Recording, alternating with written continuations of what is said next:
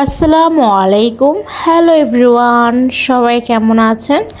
আশা করি সবাই ভালো আছেন। এই তো আজকে মুরগি রান্না করব। মুরগি নিয়েছিলাম, এটা আমি বড় মুরগিটা, যেটা মানে কক মুরগি বলে, কক মুরগি নিয়েছিলাম। আর এখানে মুরগি ম্যারিনেট করতে যা যা মশলা লাগে সবই আমি দিয়ে নিব মশলা।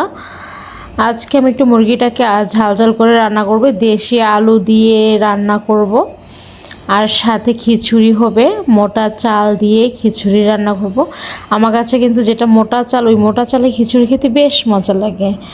আর তো আমি সব কিছু দিয়ে এখন ভালো করে এটাকে একদম ম্যারিনেট করে নিব। আর গোস্ত যতটা মানে হাত দিয়ে মাখানো যাবে অতই টেস্ট মনে হয় যে বেড়ে যাবে, তাই না? মানে হাত দিয়ে ভালো করে একদম মেখে নিলে আমার মনে হয় যে খেতে আরও বেশি মানে টেস্টটা মুরগির বেড়ে যাবে।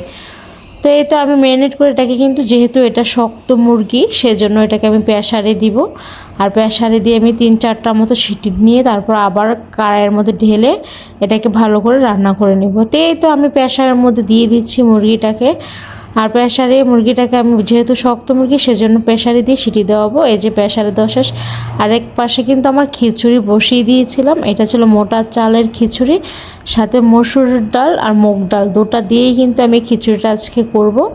আর হঠাৎ করে না খিচুড়ি খেতে খুবই ইচ্ছে করছিল, তাই ভাবলাম যে খিচুড়ি রান্না করি। ফাইনালি দেখেন মোটা চালের খিচুড়ি একদম কিন্তু ঝরঝরার মতো হয়েছে, খেতে কিন্তু বেশ মজা লাগে এই মোটা চালের খিচুড়িটা। সাথে যদি থাকে শক্ত মুরগি ঝোল ঝোল করে। আমার তরকারিটা কিন্তু এখনও হয়নি, যাই হোক আমি পানি দিয়েছিলাম, গরম পানি করে দিয়েছি।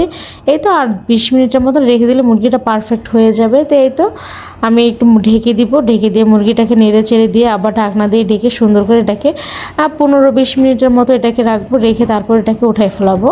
তো এই তো আজকে দুপুরে রান্নাবান্না এগুলোই ছিল। ভালো লাগলে ভিডিওটা অবশ্যই লাইক করে দেবেন আর কমেন্ট করে জানাবেন কেমন